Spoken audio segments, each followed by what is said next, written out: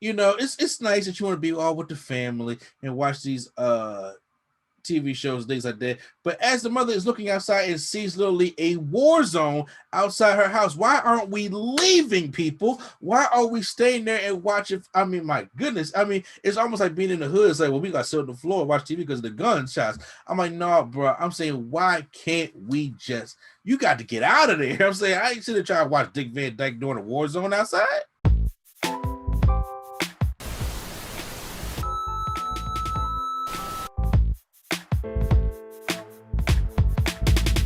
What's going on YouTube? It's SC Place with Mr. Andy back with the TV experience. Yes, it's just me by myself this week because Swag on Zero had things to take care of. So I said, don't worry, I'm gonna be in the driver's seat. So we're gonna sit here and we're gonna do WandaVision episode 8. And man, I wanted to say that this episode it just pulls on the heartstrings. I'm telling you right now, that's what the most of this episode does. It's about pulling on the heartstrings and reconnecting everything right before the finale, which a lot of TV shows actually do. And so my quick review of it before I get into the spoiler breakdown is that I felt this episode. This episode made go into the fields, especially with people who was dealing with a lot of loss and a lot of depression. This is what this episode is about. They didn't do more of the gimmicks, of the Easter eggs, of the commercials, of the who characters, this type of thing. This was more so about pulling everything from the MCU together on why Wanda is the way she is, why she's feeling the way she is, and what could be coming in the finale for the next episode. I think they did a good job at trying to bring all those elements together. It's not like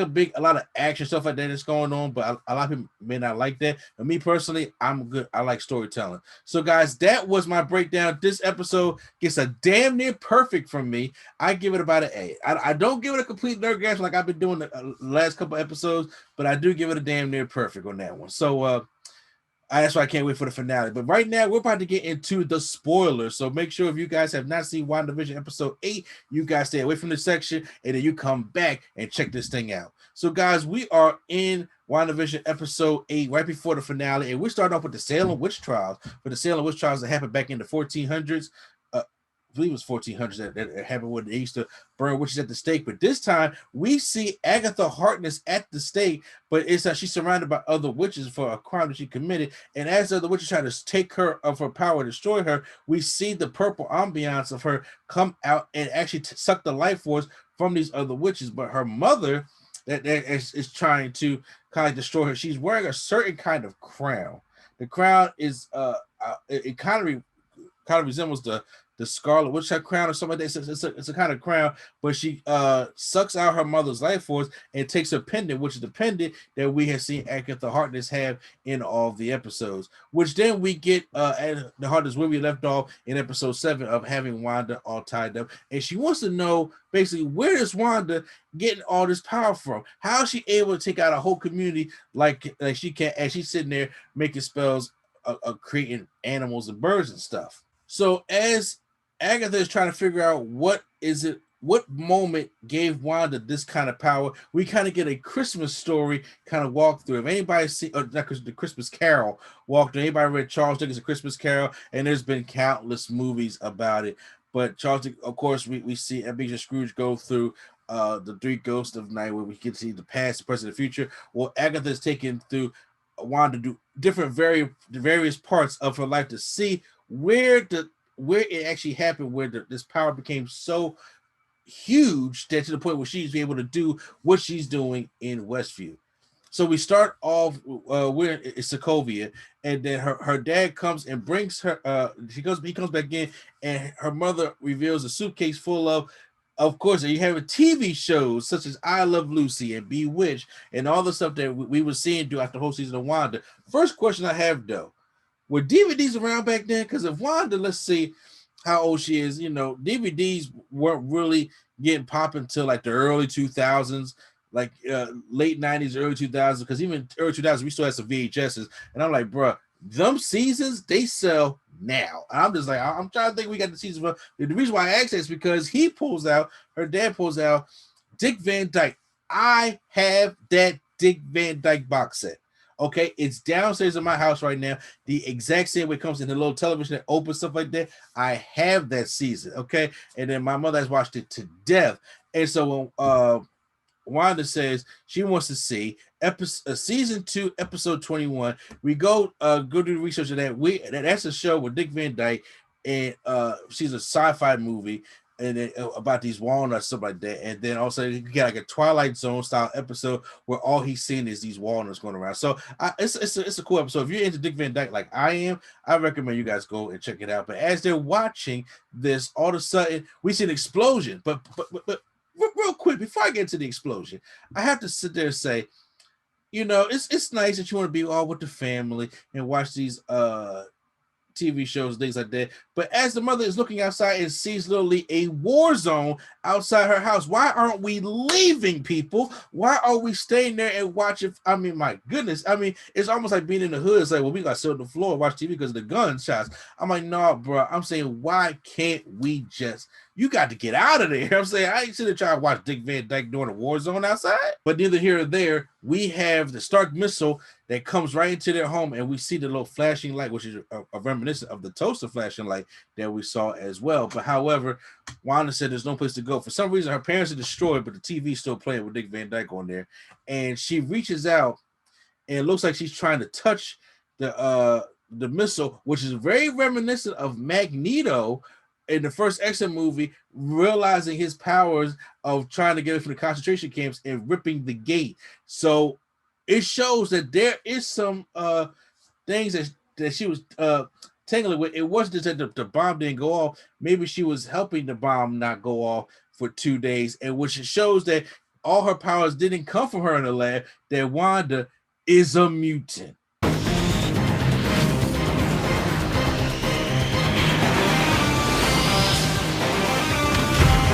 As Agatha tried to put things together, we go into the next now. We see Wanda going to the Hydra lab, and this is back when we see the post-credits scene at the end of Civil War, Captain America Winter Soldier, I believe, of Wanda and Pedro. So we see her there. We see Loki's scepter is there, and she's trying to go closer to the Mind Stone. It breaks out and it just shatters her with all this yellow ambiance, and we see a silhouette of Wanda as the Scarlet Witch, or a Scarlet Witch, a silhouette coming towards her. And then we see her in her like place of prison. Some of they're still watching these sitcoms. So these sitcoms has been with her throughout the daily in the show. We go to the next memory that she has, and we're at the Avengers compound. So she's really depressed. We lost her parents. She lost Pedro. This is right after Age of Ultron. And Vision kind of walks in there. We see kind of how Vision doesn't understand, courtesy and stuff like that, even in Captain America Civil War. Liz, we talked about this. Yes, but the door was open, so I assumed that Captain Rogers wished to know when Mr. Stark was arriving. And she's sitting there on the bed watching Malcolm in the Middle, and we see this a scene where the roof falls on Bryan Cranston, the dad. Look, I don't care y'all laughing. That roof scene is not funny. I was like, yo, bro, he almost died. She's grieving. She kind of doesn't want to talk about her grief and everything like that. But Vision, once again, does not have anybody. He hasn't have anybody to love or anything to know what loss feels like.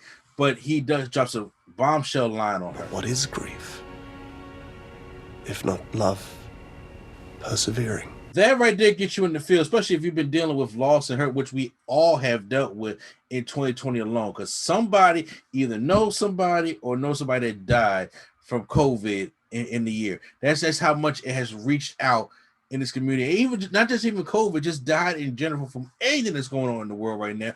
Loss is so hard, and that line from Vision, even Agnes sheds a tear, or it may be sarcastic. We necessarily don't know, but as they sit there and watch the rest of the episode, Agnes tries to get what is it? She said, "Is this what happened when Vision is the one that died? You wanted to get him back." And now we go to the S.W.O.R.D headquarters, and we see Wanda coming in to the S.W.O.R.D headquarters, and then she was like, "I know you have him here." Said to me, and then the representative at the desk was sitting there saying, "Like, I can't let you back there." She says, "Look, when I was gone, and I came back, and I know he was dead. So I want to see him, and he deserves a funeral.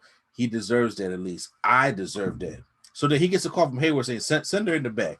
So she comes back there, and she sees Hayward shows it for itself that they're taking apart Vision. They are dissecting this guy. And first of all, I thought Vision was made of vibranium. Vision is made of vibranium. They literally inherited tough skin. Which I felt as though it would be kind of even hard for them to even penetrate that. But they're just kind of like taking him apart. But if you got to think about it, the whole snap thing happened 5 years. They had that body for 5 years. And why has Hayward just now getting to that body? Why is he just now trying to take all this apart? So Wanda is down there. She to take it apart because she says she just wants to bury him. And he says, look, I'm not letting you bury $3 billion. I mean, first of all, y'all stole it from Wakanda, okay? That thing should go back into the ground. Just saying, y'all stole it. Y'all stole it, and then now you got to steal it again to have it. You don't want her to take back her love and bury it. Screw y'all. But however, she gets agitated and then just blows the glass up. So this is a scene where we feel like, okay, she better go take him, but no, she doesn't take him. But Hayward tells all his people to stand down, and she just goes and she says, "I can't feel you." And you're very emotional that she can't feel him anymore. She had to go see this. It's kind of like you're basically viewing a final goodbye, and she leaves. And I'm like, wait a minute, that ain't what Hayward told Monica. So as she leaves, she gets into a car, she drives to Westview, and when we go into Westview, we see all the characters that she has had played in her show. We see Herb, we see that 70 Show's mom, we see the mailman who's actually a pizza guy, which is a little disappointing because I was hoping that was Ralph. I really kind of hope it was Ralph, but I'll get to that theory part in a minute. She finds this area where the house that Vision left the deed for, which she probably got way before the whole Infinity War thing happened, and she just bursts out this whole form of energy, and it just builds in a jigsaw kind of pattern, House of M type thing, into this house, and then from her subconscious creates a vision. Like Vision comes out of her, and she creates a vision, and that's how we get it started into this whole sitcom type world. So as we see that Agatha Harkness was like behind on the set and just snaps her fingers, and then all you hear is mom. So then Wanda runs outside. Agatha Harkness has the kids all tied up right by their neck. And it looks like Agatha was saying she's too dangerous. She has all this power that she uses to make breakfast for dinner, which goes back to a hint of what the first episode was. And then she you said you have what was the line that she said? This is chaos magic, Wanda. And that makes you the Scarlet Witch. Yeah, that one. And that you are Scarlet Witch. So now Scarlet Witch has finally been name dropped in the MCU. That's how the show goes up. But we do have a post-credit scene where we see that Hayward has finally got Visions online somehow because he has used the hex, some kind of the hex material from Wanda that she put on the drone. So that was Hayward's plan all along after putting the pieces together. So as Hayward was hoping that Wanda does steal Vision or use her powers so he could bring back Vision online, because she's the only one that's able to do that. But she doesn't do it. Has Monica going in to try to get the residue off, but then it doesn't work with Monica. But then when they send that drone in and she came back and tossed the drone back out, that's how he was able to do it. And now we get West Coast Avengers Vision, where it's just the whole white Vision who doesn't have the same programming or memories that he does of the original Vision. So I'm curious to see how this is going to play out. Also for the finale, I'm curious to see what's going to happen with Monica, because we didn't get no Monica, no Evan Peters, no Vision, or nothing in this episode. Okay, so which doesn't bother me at all, because this is about Wanda and Wanda getting a whole setback of everything that was going on and reconnecting everything. So that was the show. So here go my theories real quick on the show, because I still am holding on to this Mephisto thing, because I was thinking that, okay, we get too many kind of references to the devil in this show from all the episodes. And it's possible that Agatha Harkness wants the power. Actually said that you can bring people back from the dead from episode 5, that she wants to bring back Mephisto somehow. And I think that he was in the rabbit, but then the more I think about it, I'm sitting there thinking like, the rabbit could be her son. And I'm not too familiar with Agatha Harkness' son in the comic books, but that's probably who the rabbit's going to be. And that's probably, she wants to probably take Wanda and have that power to bring back her son. But the kids come from Mephisto in the comics, so it's like I don't want to let go of that. because I think that would be a good big bang, especially going into the multiverse of madness. But we don't necessarily know. But guys, that was WandaVision episode 8. Hope you guys enjoyed it. Hope you guys enjoyed my spoiler breakdown of the episode. Hope definitely for the finale. Me and Swag will be back next week to do this. So it's just me knocking it out by myself this week. So I hope you guys enjoyed it. Hit the like button if you guys enjoyed my review. Hit the subscribe button for more TV experience right here. We're gonna do 2 more TV shows. Falcon and Winter Soldier coming up. I'm still trying to get the Young Rock, so make sure you guys check all that great stuff out also. And once again, it's NCN place to be. Mr. Andy, and I'll see you at the movies.